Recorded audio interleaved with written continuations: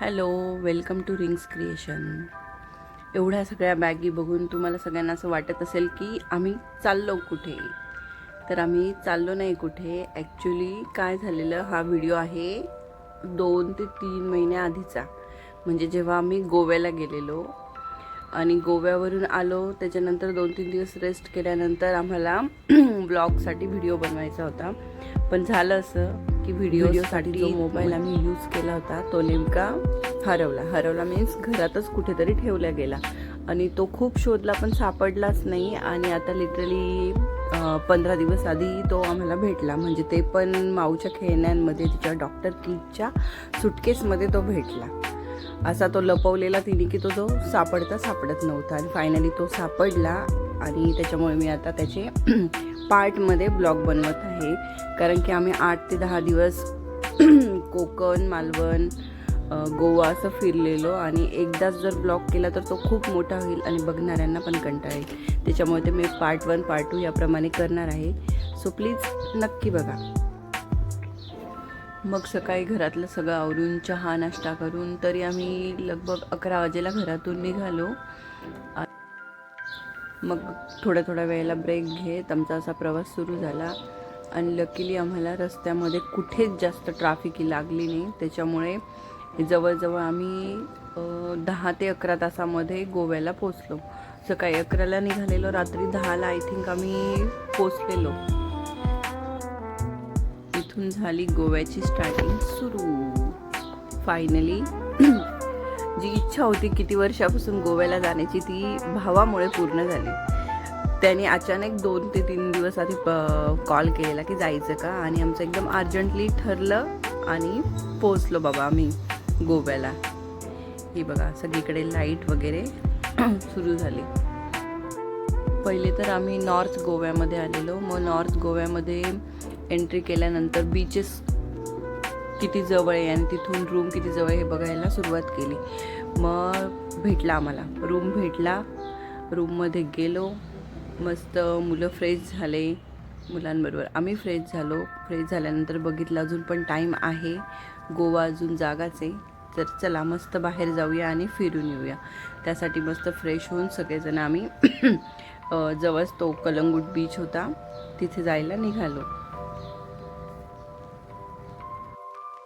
Fresh झाल्यानंतर थोडं video photo तो क्या देखना है तुझे? समुद्र का पानी। हाँ, तू कहाँ पे आई है? बेडरूम में। अरे नहीं, इधर कहाँ पे आई है? गोवा। गोवा.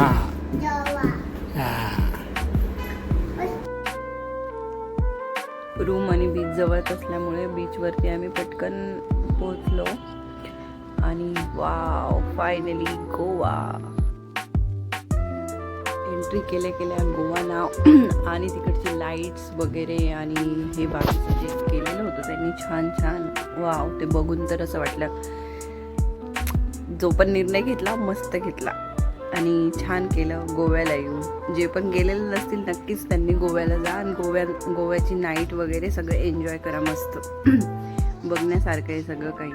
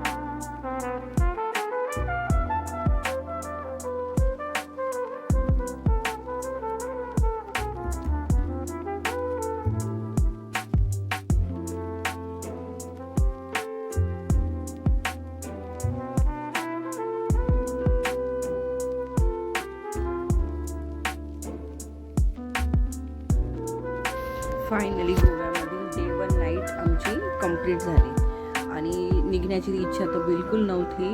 पण 11:30 वाजले होते आणि 12 नंतर हॉटेल बंद झाले असते. आणि जिथे बीचवर आम्ही बसलेलो तिथे पण हॉटेल्स होते, पण त्यांचे रेट जे होते म्हणजे सांगू नाही शकत. चौपटीनी महाग असे एवढे होते. त्याच्यामुळे आम्ही ठरवलं की बाहेर जाऊया आणि जेवण करूया. म्हणून थोडंसं लवकर निघालो आणि बाहेर भेटलं एकच हॉटेल भेटलं आम्हाला. नशीब हे तरी हॉटेल चालू होतं, नाही तर बाकीच्या ठिकाणी क्लोज झालेले सगळे. इथे भेटला. इथे आमचा झाला पटकन मेनू डिसाईड. भावाचा त्यांचा झाला नाही लवकर पण झाला. डिसाईड केला आणि मागवलं फायनली खाण्यासाठी. तोपर्यंत जेवण येईपर्यंत आमचं चालू थोडासा माऊचा माझा टाईमपास. आणि मग थोड्या वेळामध्ये जेवण आलं. जेवण केलं आणि आम्ही गेलो रेस्ट करायला. तर असा होता गोव्यातला आमचा फर्स्ट डे. जर तुम्हाला हा व्हिडिओ आवडला असेल तर नक्की लाईक करा. और बघणाऱ्यांमध्ये जर जवळचे असतात, लेकिन हाँ इतिहास गवाह है कि जो अपने होते वो अपनों के लिए लाईक कमेंट करते नाही. तर ठीक आहे, त्यांच्याकडून तर काही अपेक्षा नाही, पण नक्कीच जर बाहेरून कोणी बघत असेल तर प्लीज मोटिवेट करण्यासाठी एक लाईक आणि कमेंट तर तुम्ही करूच शकता. हा डे 1 होता आणि असे 8 दिवस आम्ही फिरलेलो आहे. तर त्यासाठी मी रोज एक नवीन व्हिडिओ टाकण्याचा प्रयत्न करणार आहे. थँक्यू एवढा मोठा व्हिडिओ बघितला यासाठी.